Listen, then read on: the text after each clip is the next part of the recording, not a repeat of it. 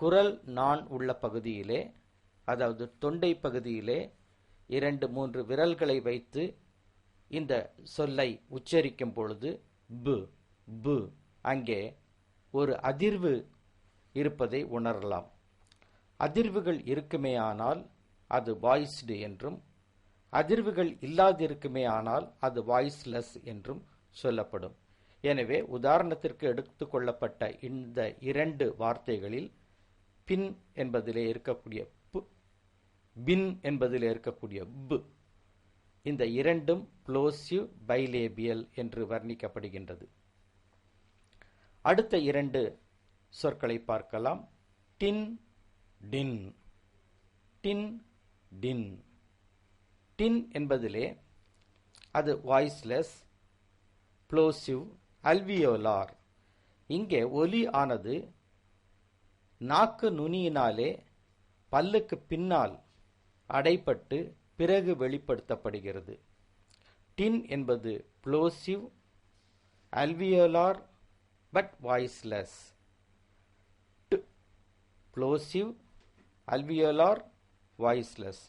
ஆனால் டின் என்பதில் இருக்கக்கூடிய டு அது ப்ளோசிவ், அல்வியோலார், ஆனால் வாய்ஸ்டு. இப்போ உங்களுக்கு வித்தியாசம் தெரிஞ்சிருக்கும்னு நினைக்கிறேன். டு அது வாய்ஸ்லெஸ், டு வாய்ஸ்டு. அடுத்த 2 சொற்களிலே come come. Come come. Come come.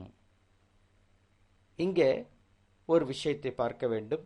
Phonetic transcription என்ற தலைப்பின் கீழே கொடுக்கப்பட்டிருக்கின்ற எழுத்துக்கள் அங்கே ஃபோனடிக் சிம்பல்களை குறிக்கின்றன, அடையாள குறிகளை குறிக்கின்றன.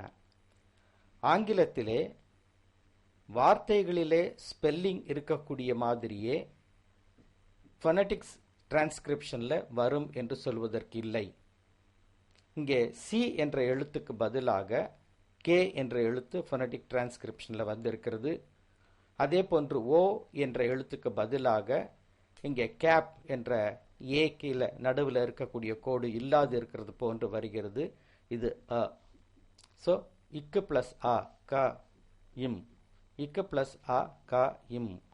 அதே போன்று கம் என்பதிலே கு பிளஸ் ஆ க என்று வருகின்றது.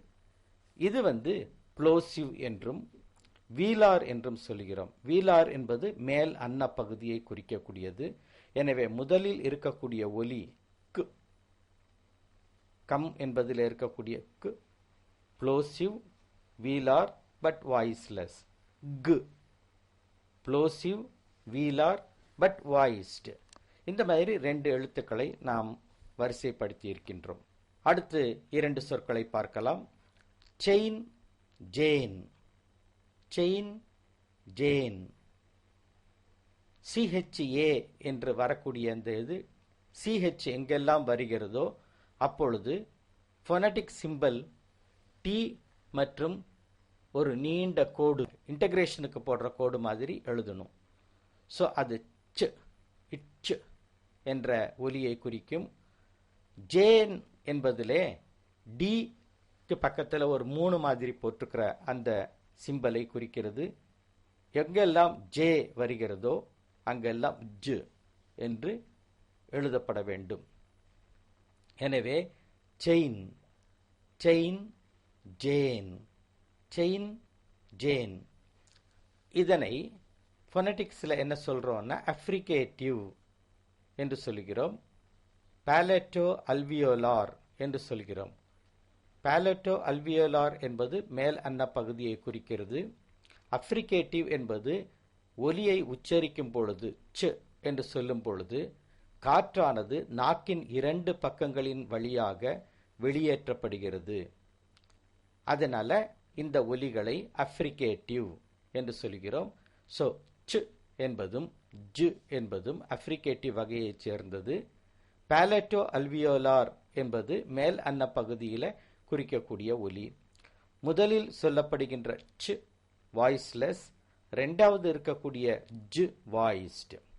அதுபோன்று அடுத்த 2 சொற்களை காணலாம். Fine, wine. அதில் எஃப் என்பது ஃப்ரிகேட்டிவ்,